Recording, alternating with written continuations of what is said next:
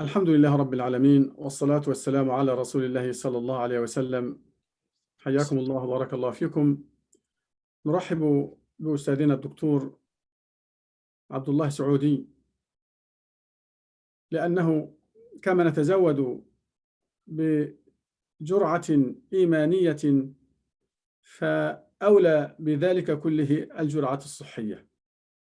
موضوع أستاذنا الدكتور عبد الله سعودي، وطبعا يعني أنتم قد أخذتم خبرة أو يعني نبذة عنه عن سيرته، وقد نشرناها على الفيسبوك، فيحدثنا عن الاحترازات الصحية في الفترة القادمة أو ما تيسر له حول هذا الموضوع. فليتفضل أستاذنا الدكتور مشكورا. بارك الله فيكم مولانا. حياكم الله بارك الله. بس قبل أن نبدأ مولانا ممكن أشير السكرين بتاعي عشان الباوربوينت. اعمل اللي أنت عايز تعمله. لأنه says host disable attendee screen sharing. وفي نفس الوقت بعرف نفسك إن شاء الله في البداية برضه.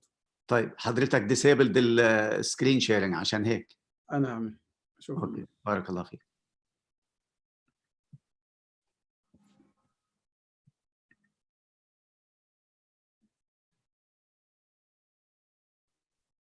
كده سهل.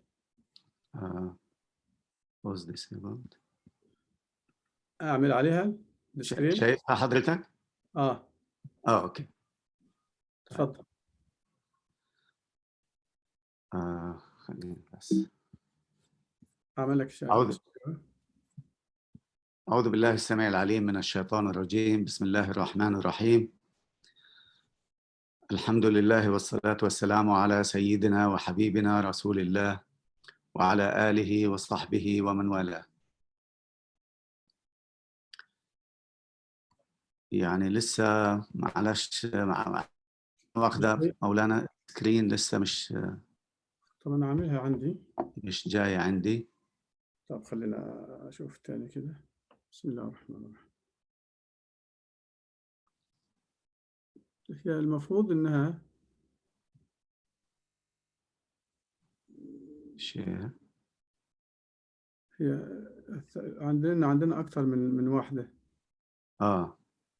أنا بدي بتاعت السكرين بتاعي يعني إذا أمكن.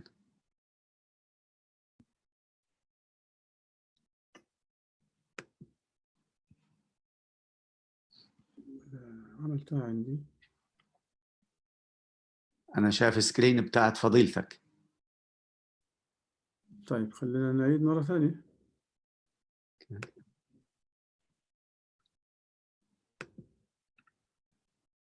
بسم الله الرحمن الرحيم.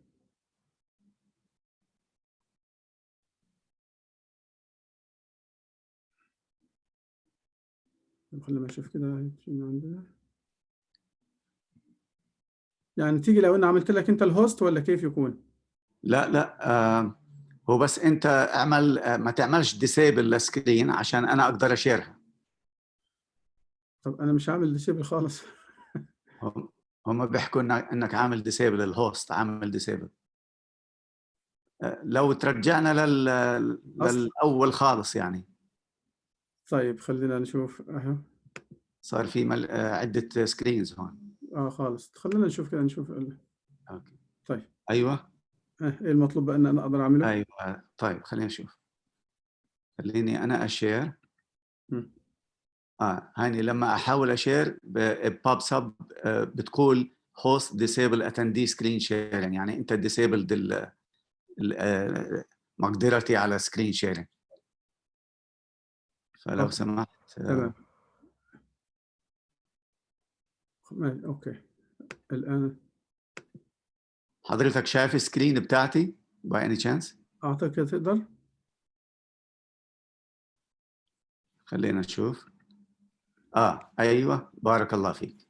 تفضل. طيب بارك الله فيك. هلا السكرين بتاعتي واضحة مش هيك؟ كله واضح ما شاء الله. الباوربوينت مبينة يعني. باينة جدا.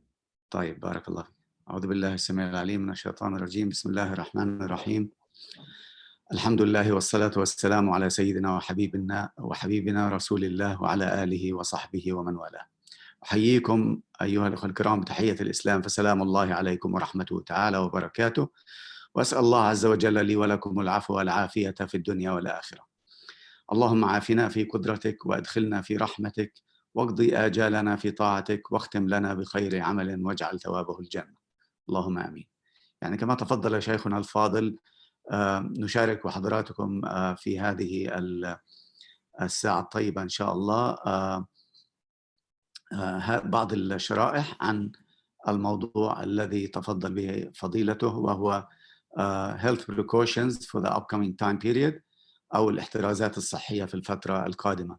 برضو خلينا نتأكد من نقطة أخرى فضيلتك قبل من نستمر إن شاء الله. فضيلتك معي؟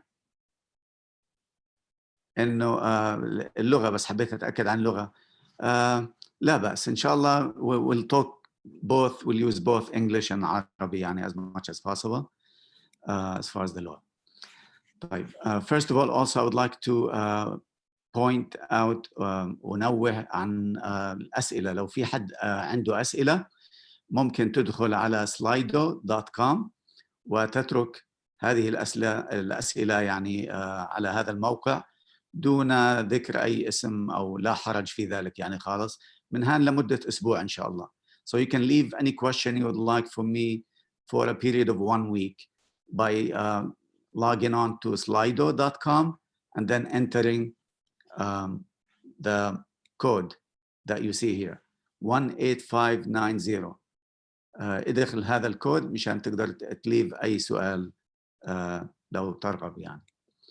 طيب, فقط أو أيضا in the beginning يعني I would like to quickly introduce about us and what we do here as far as the Muslim Center for Community Health Promotion, which I am proud of heading يعني, and that's part of technically part of a local mosque that we have here in New York, Masjid Mus'ab bin Umair.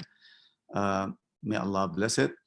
And we cooperate with all of these agencies and health authorities that you see here on the screen, from the World Health Organization to Downstate Medical Center, where I'm associated with, to the CDC, to a whole bunch of others. You see them here, to our local New York City Health Department. As far as getting information and other kinds of cooperation. Now, the contents of our lecture, inshallah, will be those 3 main points. 3 نقاط رئيسية نركز عليها إن شاء الله في هذا اللقاء. First, COVID-19 update, a quick summary of where we are, just to make sure. I'm sure everybody's on top of these things, but just to make sure that we have the correct information and update and what have you. Number 2, we'll talk, inshallah, about current precautions and guidelines, so that can take us into the main subject of the lecture, which is future precautions and how they impact the Muslim community in particular. Update مستجدات عن COVID-19. 3 نقاط رئيسية: مستجدات، ثم الوضع الراهن من حيث الاحترازات الصحية التي يقوم بها الناس الآن، بحيث أنها ذلك ينقلنا إلى الاحترازات الصحية فيما بعد، يعني في الفترة المقبلة إن شاء الله، وهو موضوع اللقاء الأساسي. طيب, نبدأ في المحور الأول وهو COVID-19 summary update. First part here. So we'll talk about it in terms of pandemic, it being a pandemic. We'll talk about it in terms of it being a disease, and also in terms of being subject to health authorities' regulations and guidelines and what have you, such as, or leading us into the reopening, issue. So first, as a pandemic, alhamdulillah, we are now in the deceleration phase, they call it. We'll see the phases now, but any pandemic, basically, أي جائحة، أي وباء لها 6 مراحل تقريبا. البعض يزيد أو ينقص، يعني 6 مراحل تمر بها. So any pandemic has like 6 stages, 6 phases. from the very first phase that they discover that there's a virus or there's a disease being getting spread until the post-pandemic phase or the deceleration phase. So we are now in the, alhamdulillah, in the deceleration phase, yani the phase that is just before the last one, basically. The last one is the recovery phase and the post-pandemic phase. So alhamdulillah, we are very close to that. And this is to show you that how we are there. And when we say we are, that's just in general, yani for the most part, pretty much most of the world is around or close to that phase now. For example, we are in New York City, we just hit that thing about a few weeks ago, and now we are on the descending line, on the declining line here. I would say the same, almost the same exact thing as far as California and many other states are concerned. Right. So to sort of my lecture, basically, what I would like to do from time to time is engage whoever is listening and watching, yani, to the best that I could do, inshallah. So I would like to whoever's engaged at this point to try to see, explore on your own, try to see in your local area, whether you are in California, in Florida, and wherever, right, in New York, try to see your local area as far as the cases there, the new cases and the local hospitals and what have you. Do a little bit of homework maybe and find out yourself, right, without relying on any other source. This way, the information, inshallah, sticks in your mind. That's the idea here with engagement. So you will find pretty much that most everybody is in the same stage, in the same stage of the game. So for example, subhanallah, locally here where I am in Staten Island, New York, we have a couple of hospitals that reported today 0 admission, for the past 24 hours. So that's a big progress, alhamdulillah. Now, to explain to you about the pandemic phases that we talked about, مراحل البانديميك، مراحل الوباء، أي وباء تقريبا نفس المراحل أو جائحة. المرحلة الأولى investigation interval، يعني the first phase is the investigation، التحقيق، بتحققوا من وجود الفيروس أو لا. الفيز الثاني اللي هو recognition interval. يعني I don't want to get too much into these technicalities, also because of the time we started a little bit delayed. My apologies. And phase 3 is the initiation interval, whereby they start initiating various programs and guidelines and what have you. Acceleration interval is when the epidemic really spreads into a large scale kind of spreading. So المرحلة الرابعة اللي بتفشى فيها الوباء تفشي يعني كبير. واللي بالمرحلة اللي بعدها على طول اللي حكينا عنها في المقدمة، إنه اللي احنا فيها الآن بفضل الله اللي هي decline أو deceleration stage، يعني النزول، مرحلة النزول الآن وتخفيف حدة الانتشار الوباء.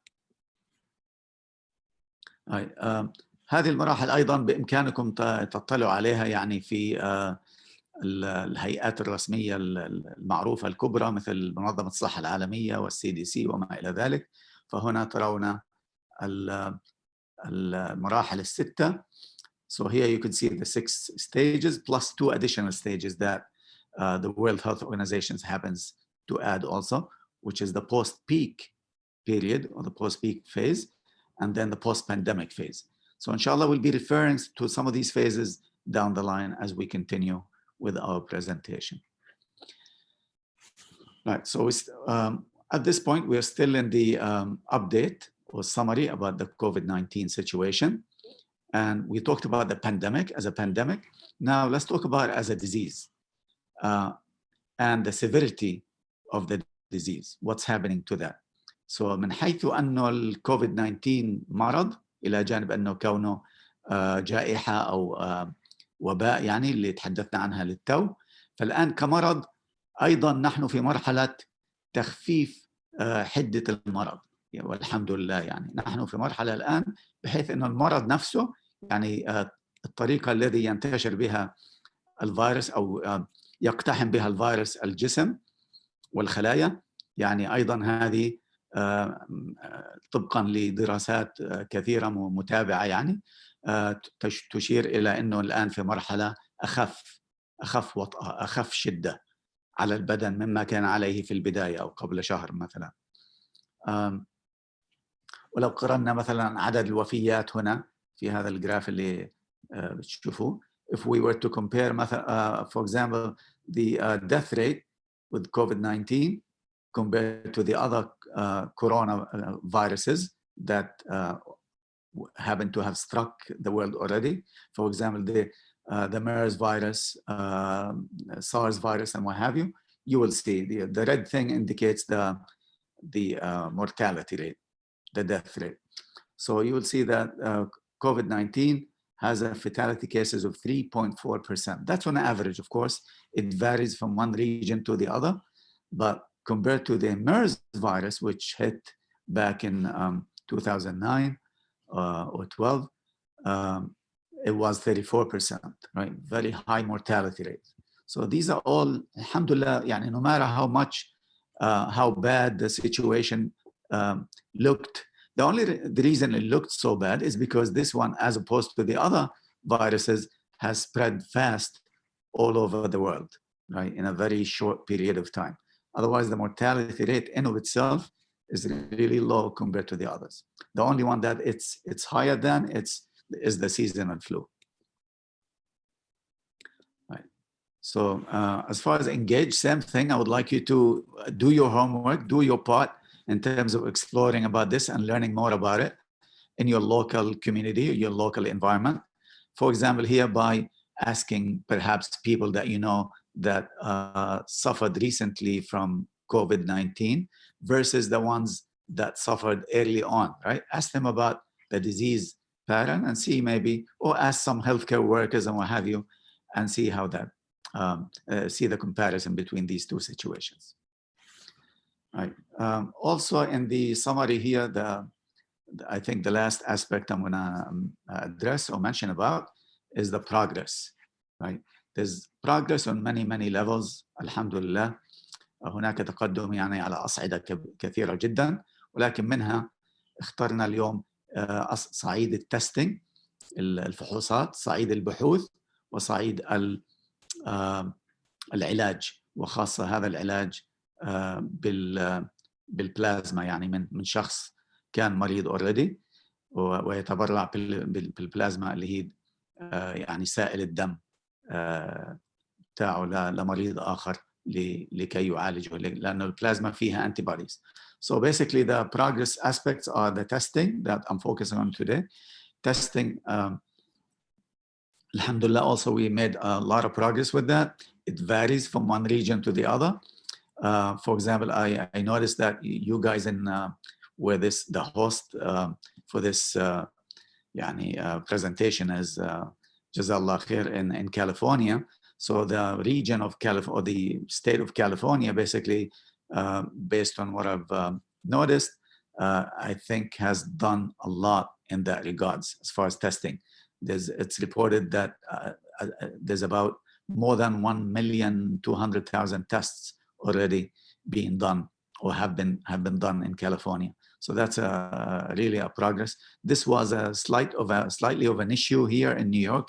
We had a little problem with that, and we continue to have with it, but it's progressing, alhamdulillah.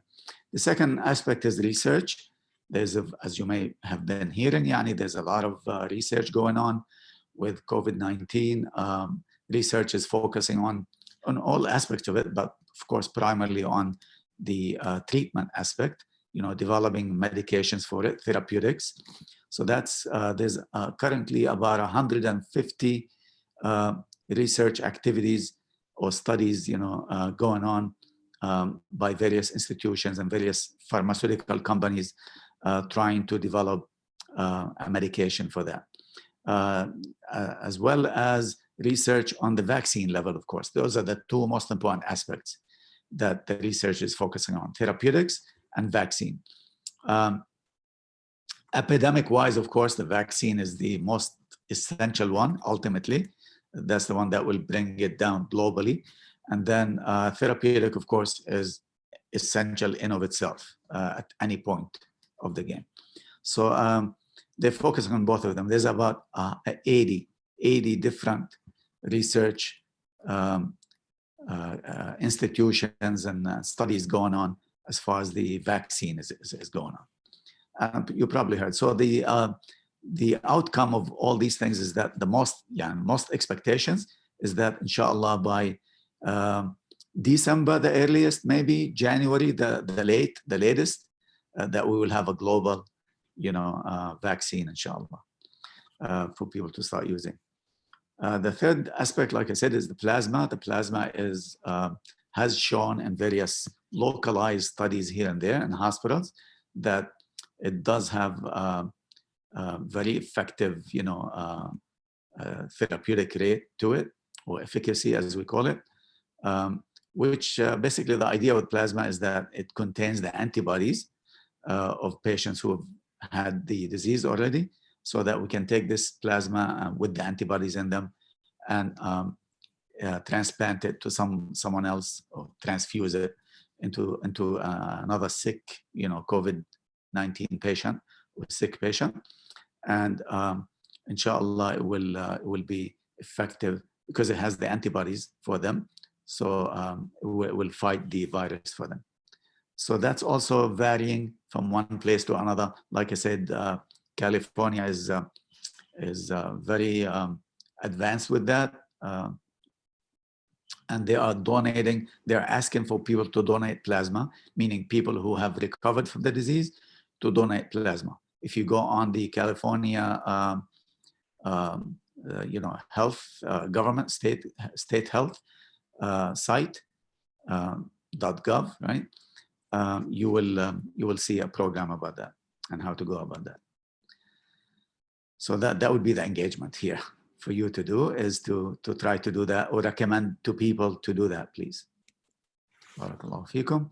Now, the last aspect of the summary, the COVID-19 summary or update that I would like to share with you is the phased reopening. Now, so this is now talking about as far at the level of the health authorities and the political authorities of the various states and the nation, and as to what they are doing and what they are, the guidelines revolve around, so that they could achieve this goal, which is reopening.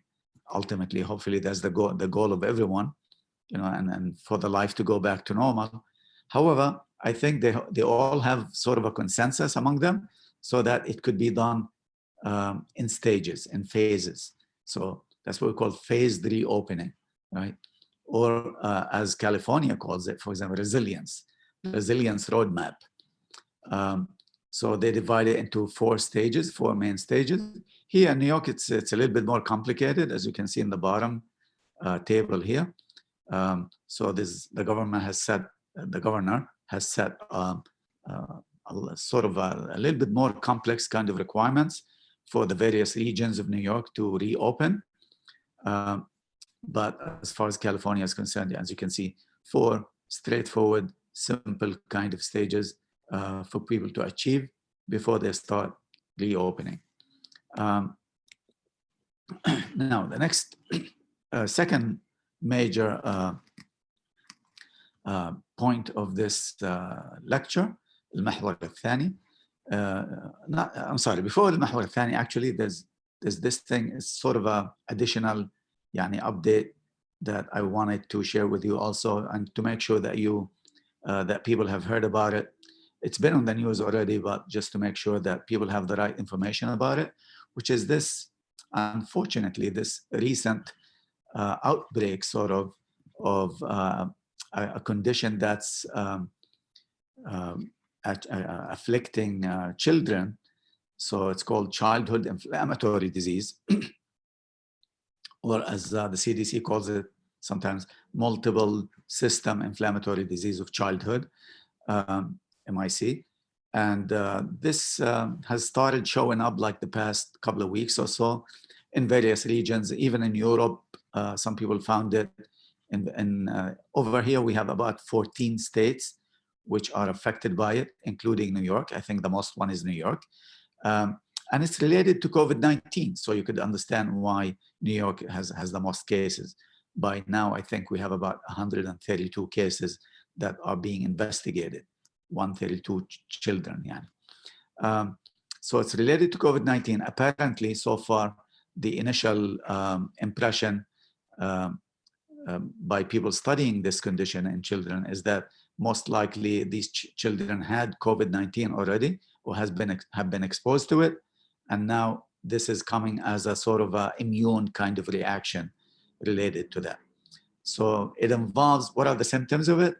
Almost everywhere of the child's body gets affected. It involves multiple systems, including the skin, as you can see in the picture here, the redness of the skin, and even the eyes becomes reddened and inflamed. The mouth, the hands, the whole entire skin almost can be subject to that, as well as internal organs, the respiratory system, the renal system, the digestive system. So that's why a lot of these kids, for example, as far as the symptoms are concerned, they some of the typical symptoms they exhibit is diarrhea, vomiting, besides the inflammation and the fever, of course. So inflammatory symptoms, we call them, right? Symptoms that suggest inflammation, fever. The fever is usually around 100 degrees or more than 38 degrees Celsius. However, most of these symptoms, bifadlillah, among children are mild symptoms, but some of them we did see, I think, one mortality already, and some of them very severe, requiring hospitalizations. So the key thing here, the shahid fi mawdu' childhood inflammatory disease, inshallah, is for parents to to keep an eye on the child, to make sure that if they see any new symptoms coming or any new sickness developing in the child, to right away contact their pediatrician and to tell them about it, and then they will take it from there. The treatment so far that a lot of places are doing, a lot of hospitals, is giving immunoglobulins, again, like antibodies, immunoglobulins to these children so that it can fight this disease. Right. Number two, المحور الثاني في هذه المحاضرة إن شاء الله. Number two part of this lecture is current precautions, and guidelines. So the key thing here is to, there's many guidelines, of course. Everyone is familiar with, hopefully by now, with the main guidelines. The main ones being stay-at-home order that is now almost promoted everywhere. So we continue to do that, continue to stay at home and only go out for urgent reasons, such as, taking care of your needs, getting shopping, essential shopping, even going into the outdoors to do solo exercises, preferably solo as much as possible. So that's all part of the stay home order that everybody's still going through. Of course, with that being, considered to be eased off a little bit here and there, depending on the region, and different dates for different states. So, for example, here in New York, we looking forward to that, to maybe June, the first week of June or the end of May. It's being modified almost on a daily basis.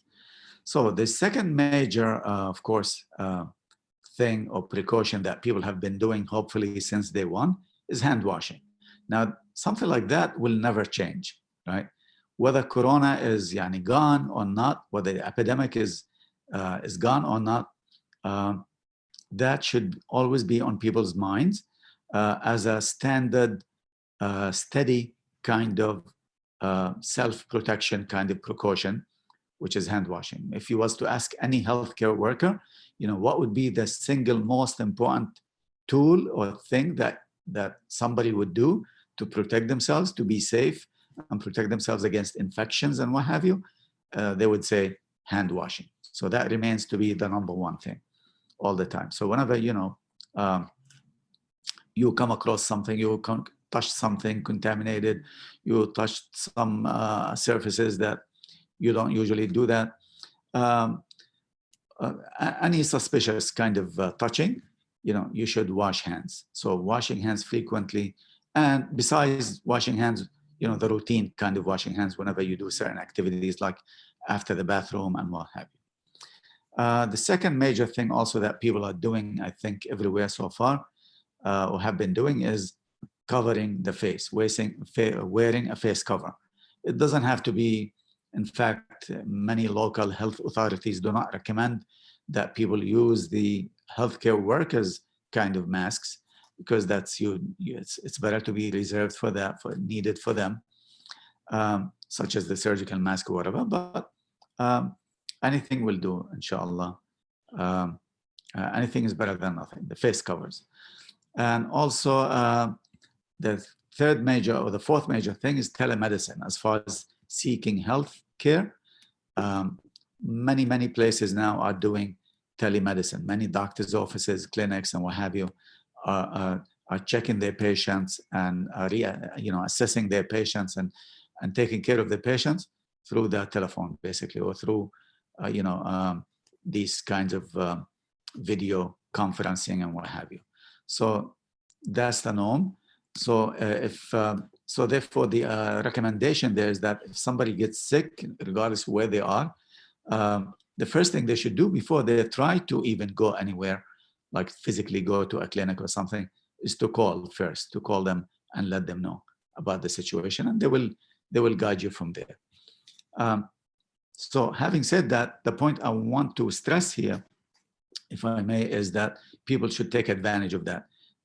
Don't let staying home or the fact that coronavirus has basically seized people in their homes, don't let that discourage you from seeking healthcare, routine healthcare, periodic healthcare is what I'm talking about. Like people, especially people with conditions, diabetics, heart patients, high blood pressure patients, what have you. You need to follow up with your doctor and get yourself checked.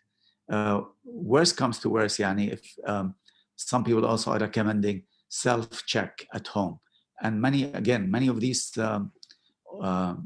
official or standard health resources, health authorities in various states, they have programs about these things, about self-check kind of programs. All right, we're in the still second part about the current precautions and guidelines. Now, what to do?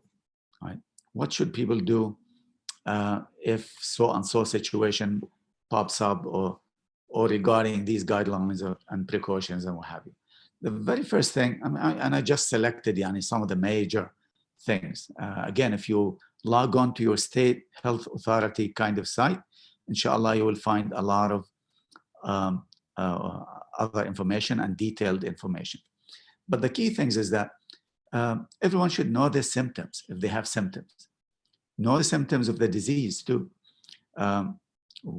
Just to recap very quickly, by now everyone should know, but just to recap and make sure that you have the right thing. As far as COVID-19 symptoms, it starts out with the three major top of the line kind of symptoms that include fever over 100 degrees or 101 degrees, and coughing, usually a dry kind of cough, and shortness of breath. Those are the three top most important symptoms.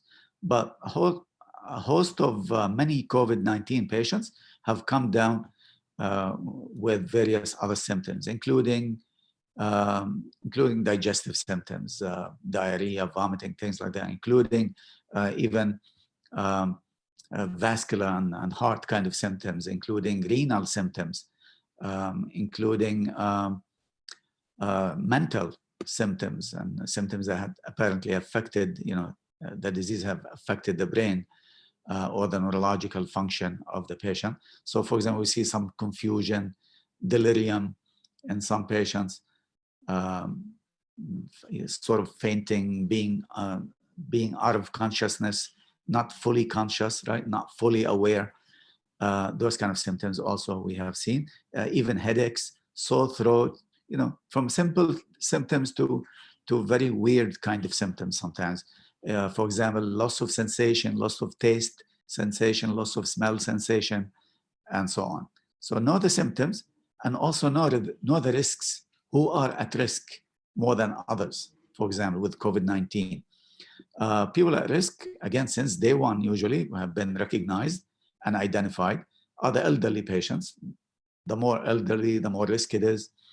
Most of the cases and the mortalities and all that occurred in patients in the 60s, 70s, 80s, like that. Although we've seen in some places, especially a lot of young patients too, but those are other factors now. So people also with underlying conditions such as diabetics, heart disease, vascular disease, kidney disease, what have you, respiratory disease, of course, asthma, things like that. So people with underlying chronic conditions, and also people with other less prominent sort of factors, but still exist in some people, such as increased BMI, people with a lot of BMI index. BMI is the thing that measures the weight, and the fat and the weight content ratio in the body. So for example, the normal thing is supposed to be between 18 and 24, right? Anything under 18 is no good, it's too low, right? And anything over 24 is no good either. So that's overweight. Anything over 30, for example, as far as BMI is considered obesity and what have you. So the thing to do is get testing and treatment, right? If you think that you've been exposed to COVID-19 or you're showing some symptoms, now it depends on the symptoms and it depends on the local health authority. Here in New York, for example, we have a completely different scenario, and they're sticking to it all along since day one. They're not encouraging people to, as soon as they see any even mild symptoms, to go and check themselves, and at the doctor's office or something, to rush to the emergency room or something. They're not encouraging that. So it depends on where you are. But like I said, call your provider and let them know that what kind of symptoms you have, and they will guide you from there. So get testing and treatment. Manage your stress, right? Because of the staying at home situation, a lot of people have been dealing with, and many people not dealing with stress as a result of the situation.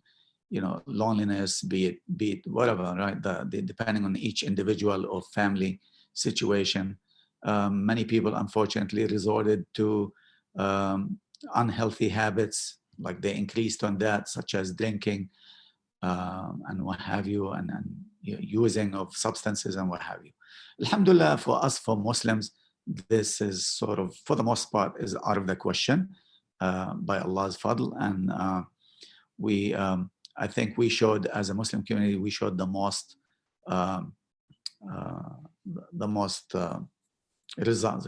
resolved kind of situation with that, and control of that.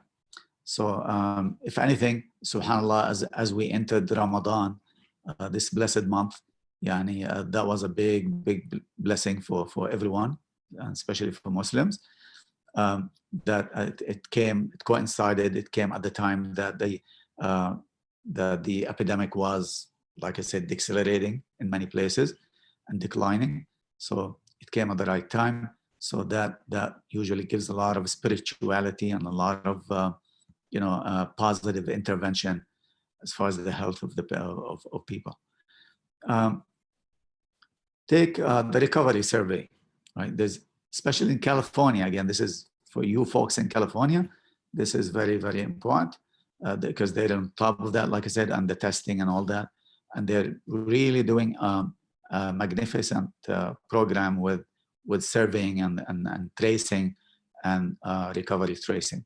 We're doing that there's a lot of progress of that here too in New York, alhamdulillah.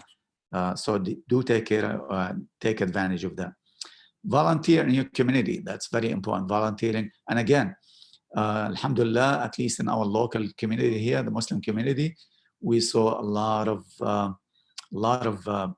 positive initiatives, be it at the individual level, at the establishment level, you know, the mosques, the organizations, the leadership, what have you, we've seen a lot of work there. Alhamdulillah, may Allah Azza wa Jal reward them all for that. So volunteering is always something that would give you, that would boost your health too, would boost the individual health as well as the community health, inshallah. Support a non-profit organization. Speaking of volunteering too, perhaps one specific kind of help or volunteering or support, either by direct volunteering or by, you know, a financial support or whatever kind of support you can do, but do support your non-profit organization, because that's the one, again, that's working on the front line in your community and trying to keep things together and trying to move forward in the right direction. Especially as far as the Muslim community is concerned, you know, do support your mosques, please. Do donate. It's the most needed at this point. Hopefully everyone has done it so far as we come to the end of Ramadan almost now. But I still encourage myself and others to keep doing it, inshallah. Barakallahu feekum. As far as California, again, they have this very interesting program for survivors. We mentioned about it earlier, which is the plasma thing. So for California survivors in particular, they're urging people to donate your plasma if you're a survivor, if you're a COVID-19 survivor. And to find the donation center, all you have to do is just hit those links, hit that link, and they will give you a list of donation centers that you could go and donate your plasma. Now we come to the third and last part of this presentation, inshallah, al-mahwar al-thalith wal-akhir, which is the main title of the presentation, which is future precautions. الاحترازات الصحية في الفترة القادمة. What should we do and what to expect as far as precautions and guidelines and even individual initiatives that we could do at the individual level or the community level in the near future as this epidemic now, alhamdulillah, is easing off. And what is the impact that will have on the Muslim community. And subhanAllah, if you notice I presented these pictures here because that's ultimately our aim and goal and hope and dua from Allah Azza wa Jal to return us to our mosques. And I'm just presenting the main mosque, of course, that everyone is aware of, that has been closed because of this epidemic, right? And as well as the local ones in our areas. So that's our goal. So the more appropriately we do this, and the more we follow the guidelines, the more, inshallah, this easing off thing will take place, and returning to our mosques will take place. So let's talk about the future precautions, right? There's many things, again, depends on what level you want to look at, but I just summarized 3 main levels, right? Remember the table I showed you earlier from the World Health Organization or the various states, how they look at what are the guidelines they base their reopening on. So pretty much that's derived from that. So the very first thing or stage basically is the phasing out of current precautions. So we spoke about the current precautions, the hand washing, the gloving, the masks, right? The sanitizing. There's a whole bunch of, like I said, of precautions that we haven't mentioned anyway, but people are doing them. But the key ones, staying home, the hand washing, all that. This is the first thing, of course, to be phased out, to be, sort of eased off a little bit if the epidemic continues to go down, and if the various regions of the states, achieve the goals that are set up for them to achieve. For example, hospital admissions, they go by various standards to achieve. So hospital admissions, new cases, what have you, testing, all that stuff. So once this thing starts happening, which we are in the beginning of it, inshallah, in some places they have begun it already. In New York, it's coming up soon, inshallah.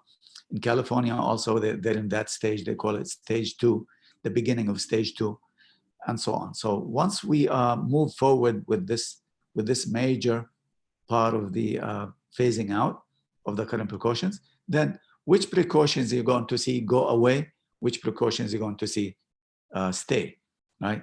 Like from what I said already, obviously the hand washing, for example, that's never going to go away. That's going to stay with us, and that should stay with us, right? The hand washing, the hygiene, the good hygiene, as again, from a Muslim community point of view, we should have no problem with that, alhamdulillah, because we are that's what we are all about. And our, alhamdulillah, religion is all about tahara is the number one thing. So that's going to stay, obviously. The physical distancing or the social distancing apparently is also going to stay, but with some modifications maybe. So the only thing that will be changed here is modifying those precautions, not so much removing them. When do we remove them? When we get into this stage, reassessment and preparedness stage. That means some of those things may have been removed by that stage, right? And then that's when the various authorities will be doing reassessment of the situation, how they have done their programs, their guidelines. What was the deficiency areas in it? What was the good areas of it, and so on. Reassess and prepare for the ultimate and the final stage, which is the complete reopening and what we call the post-pandemic stage. Right. So let's see. The first one, right? The phasing out of the current precautions. This is what to expect and what to expect to do maybe. So like I said, maintain the precautions, maintain the current precautions, especially the key ones, the hand washing, the masking, and so on, and the social distancing. However, outdoors versus indoors, right? We do recommend that's been the recommendation actually, is that people, even as they stay home, as we said, they should try to go outdoors, especially for children, for the health of the family, the health of the individual. That's very important. Go out, for example, on a daily basis, perhaps to a nearby park or something, and have a brisk walk in the park. That's in of itself is healthy, of course, because it's activity, it's physical activity. And it can also remove a lot of the tension and anxiety and stress and what have you. So staying at home doesn't mean staying at home 24-hour period. You should be going out and doing that. So now in the phasing out stage, we would be seeing a lot of that, more of the outdoor things. Some people are suggesting, for example, to do some activities. When they start resuming these activities, getting together and whatever, yes, you could get together at that stage, but do it outdoors. Start with outdoors rather than indoors. Right? So the idea is confined places. Confined places does not go good with this epidemic so far. Right? The next thing is the essential services. Those are the next things that will be, and some of them already have been reopening slowly and with some modifications. So construction, for example, essential thing, businesses, right? They were reopened, but with modifications. Modification meaning what? Meaning that they should consider all these things that we've been doing so that they don't go to waste. Consider distancing, consider covering your mouth if you sneeze or cough, right? Covering your mouth like that with the arm or with a tissue. So hopefully now, as people do that, they will do it with modifications, with extra precaution. And as we said, this initial phase of phasing out of precautions varies by region too and by county. So consult your county and see what applies there.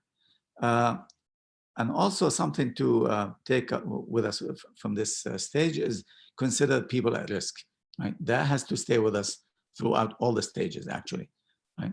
Because as we said, those are primary risk areas, right? The elderly patients, the diabetic patients, and other chronic conditions patients, and so on, right? So consider people at risk, meaning if you was to do some activity, and those people are around, you want to make sure that they don't get afflicted by the disease and so on. Stay away from them, or make them stay away from the activity. Some local, Muslim leadership, for example, in our area here, are suggesting that if we get to that point and say we reopen the mosques for congregation prayers, then they would do it in a way also that they would consider that, take into consideration the aspect of risks and risk people, such as elderly. So we would not, for example, have the elderly come to the mosque in the beginning, right? Tell them to stay home, right? It's safer for you, and so on. So those considerations.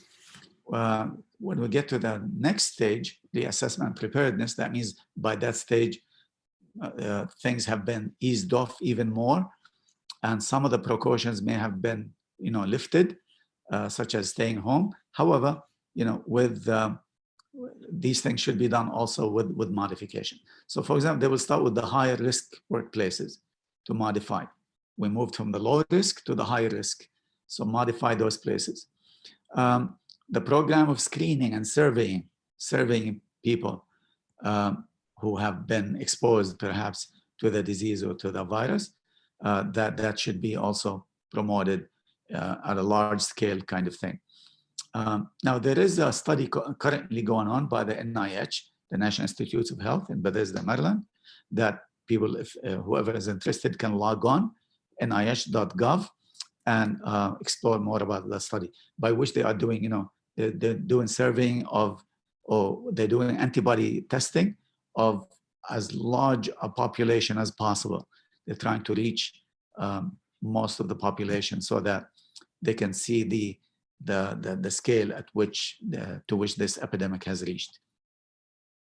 So that's sort of part of that. Reassess and be ready if another wave comes in, right? That would be the goal also at that stage by the authorities, and should be by the individuals too, right? Reassess your own kind of precautions and behavior that you've been doing. Did you do mistakes? Did you do the right thing? And so on. So that, and be ready to anticipate another wave, because that's always a possibility with these kind of epidemics. Maintain the distancing still at this stage, even as much as possible. So like I was saying about the mosques, leaderships, they're considering even to do that, to maintain. Some of them are already doing it now. Others, they're considering to do it in the future precaution kind of thing, to do like distancing and congregation prayer. And access health services, right? Don't forget, as you go through these easing off of the precautions, to still access your health care services, and access your doctor, your provider. Go get the checkup that you need to get. Go get the treatment that you need to get, the medications, what have you. So that has to be not forgotten either, inshallah. And now say we get, inshallah, as soon as possible to the post-pandemic stage, whereby everything basically will be lifted off. But again, it's never going to be the same, as a lot of authorities are saying. It's never going to be the same as before, right? So now, hopefully, if anything, at least, people now would have learned the lessons, the lessons, and would be applying still some of these lessons, and applying some of these precautions, each depending on where they are and in what environment they are and what region they are. So they would be evaluating the response that people have done, the response by individuals, the response by health authorities, the response by political authorities, and so on. Right? So that's the stage at which everyone will be, or should be, reassessing and reevaluating their response. Was it the appropriate response? If not, what would be the better response to do next time around, if, God forbid, if there is such a new wave or something. And like I said, learn, reevaluate the lessons learned. And there's so many lessons learned from this epidemic, or at all levels, all kinds of, aspects of lessons, not just health-related lessons. So, inshallah, people would take that into consideration and learn those lessons. And subhanAllah, many of these things, or lessons or outcomes, actually, if you really look at it, again, especially us as from a Muslim community point of view, we tend to, as we should, to look at all these, calamities and epidemics and what have you, as trials, as tribulations, and in of themselves, sometimes as even positive things, not necessarily evil things. So So we need to reassess all that and reassess our approach and our perspective of looking at these things. The third thing is maintain and improve health. Now, this is, I would say, I would need a lecture by itself on that.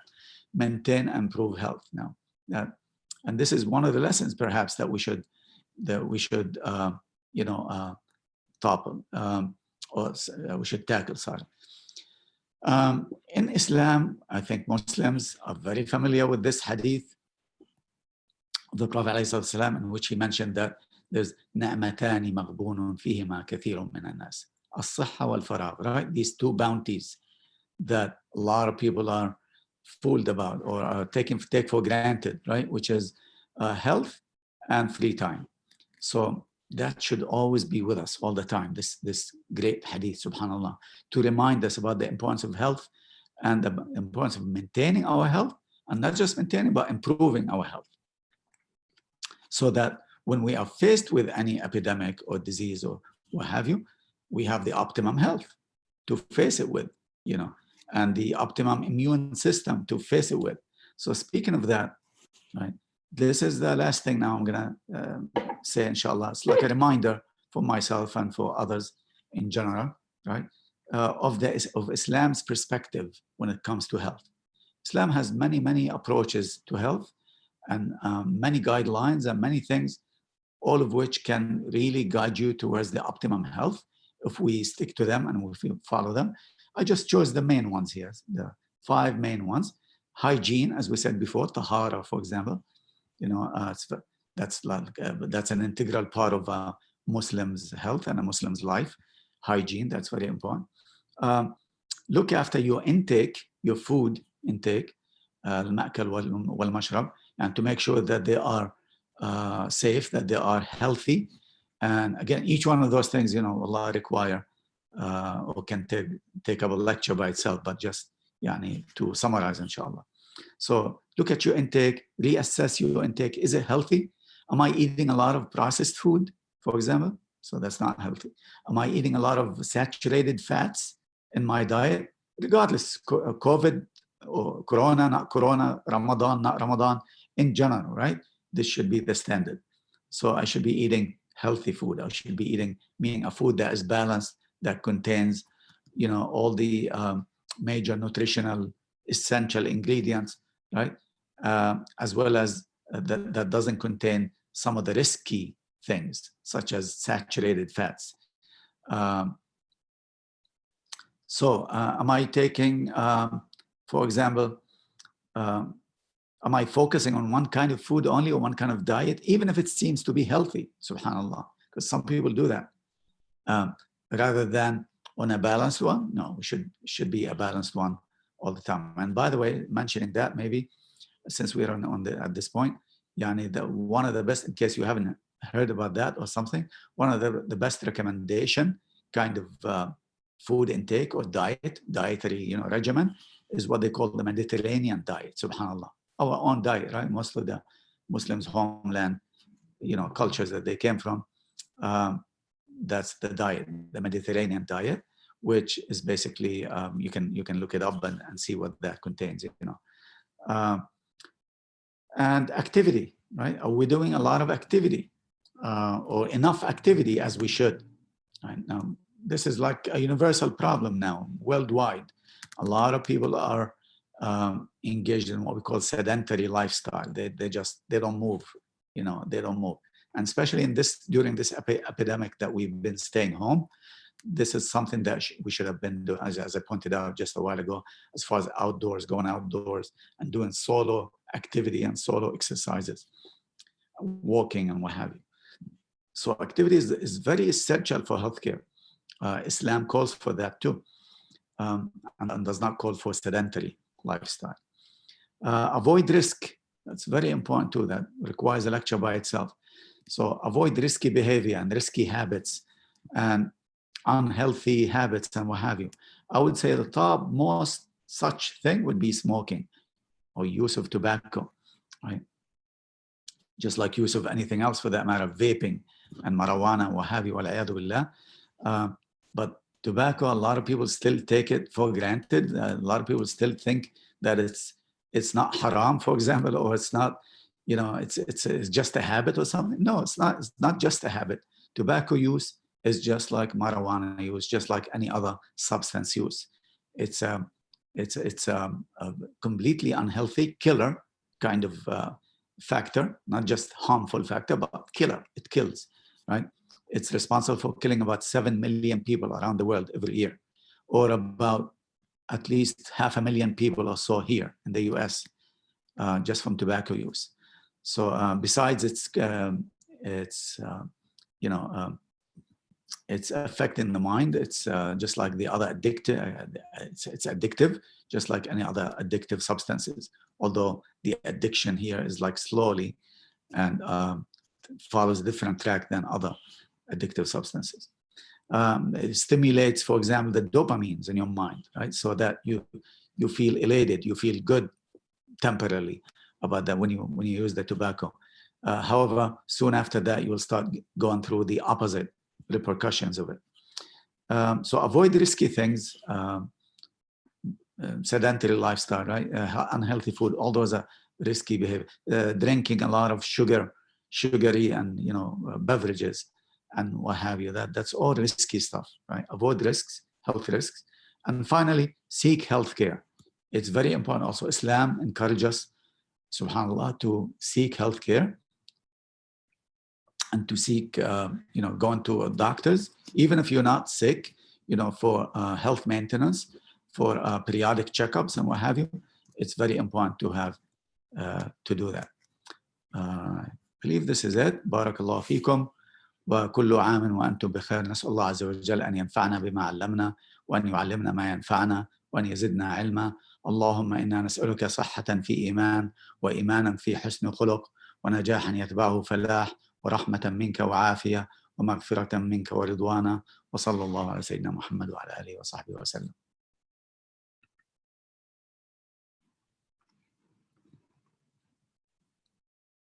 شيخنا الفاضل أرام. أستاذنا الكريم، جزاكم الله خيرا.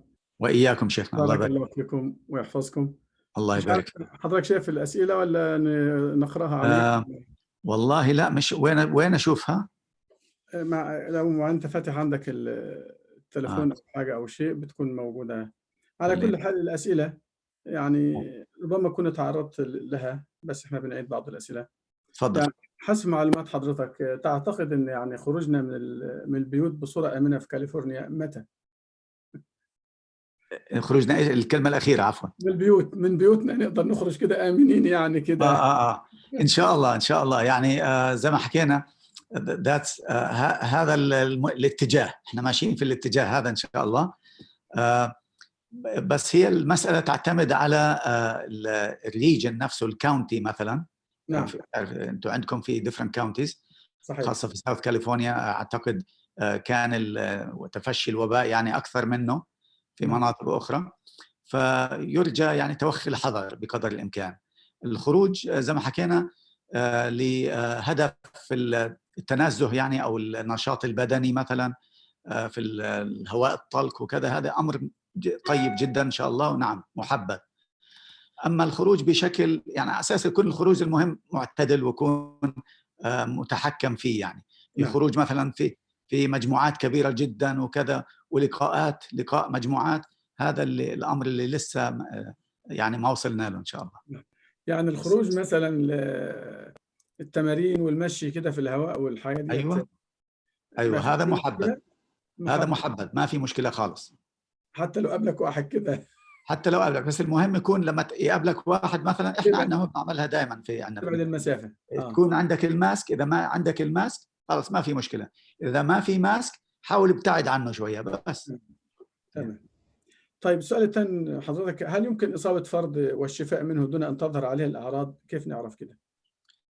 والله يعني هذا في معظم الحالات اللي الفيروس صابهم. وسبحان الله بدي أقول معلومة هيك على السريع برضو شارك حضراتكم فيها. يعني بجوز كثير من الناس مش منتبهين لها وما عرف أو مش متوقعينها حتى.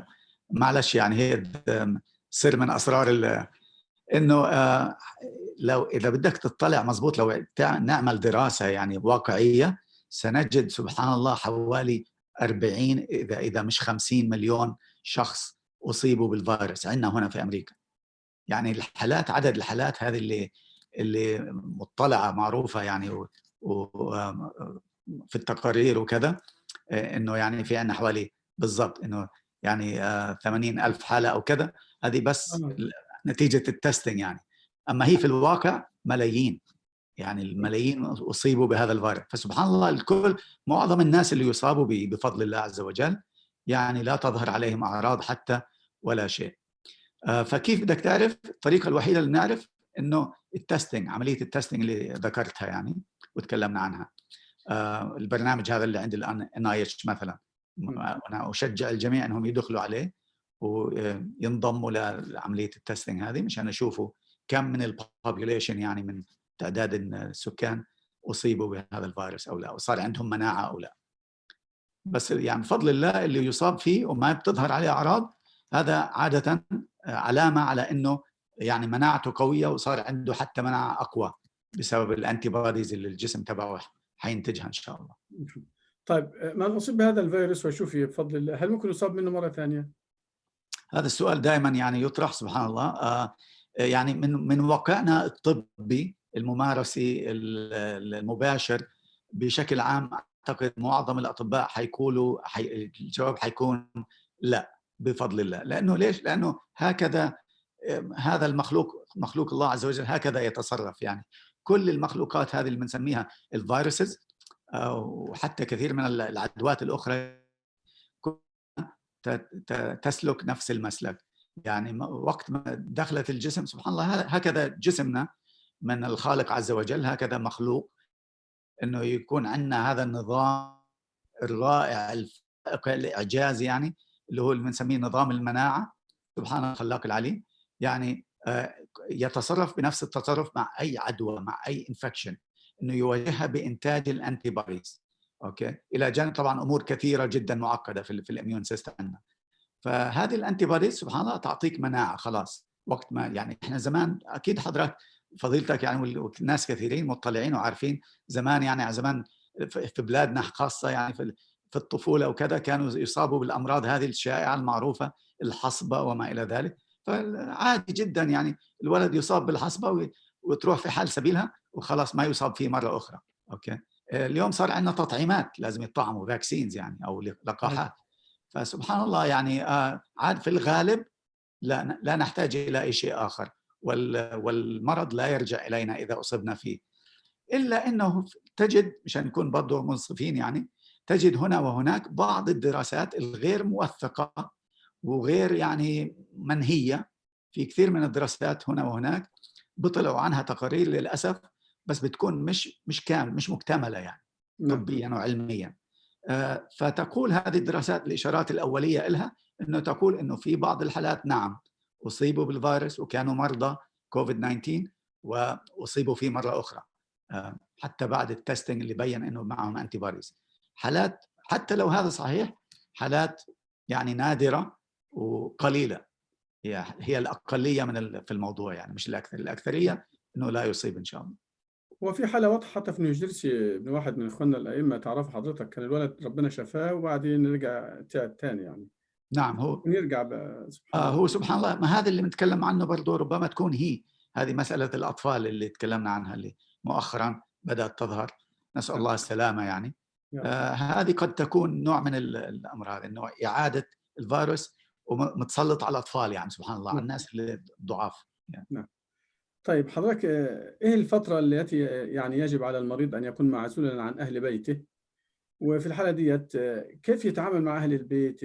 يساعدوه إزاي، أو أكله وشربه أو؟ نعم، سؤال طيب جميل. يعني هذا اللي بنسميه الانعزال الذاتي أو السيلف ايسوليت. يعني إذا سواء نتيجة الشخص نفسه تلقائيا يعني اتضح له انه معه اعراض الكوفيد 19 نعم. من الحراره ومن سعال ومن كذا، او انه يعني got tested فحص وجدوا معه الكوفيد 19 وريكمند انه يظل في البيت يعمل عزل انفرادي. نعم.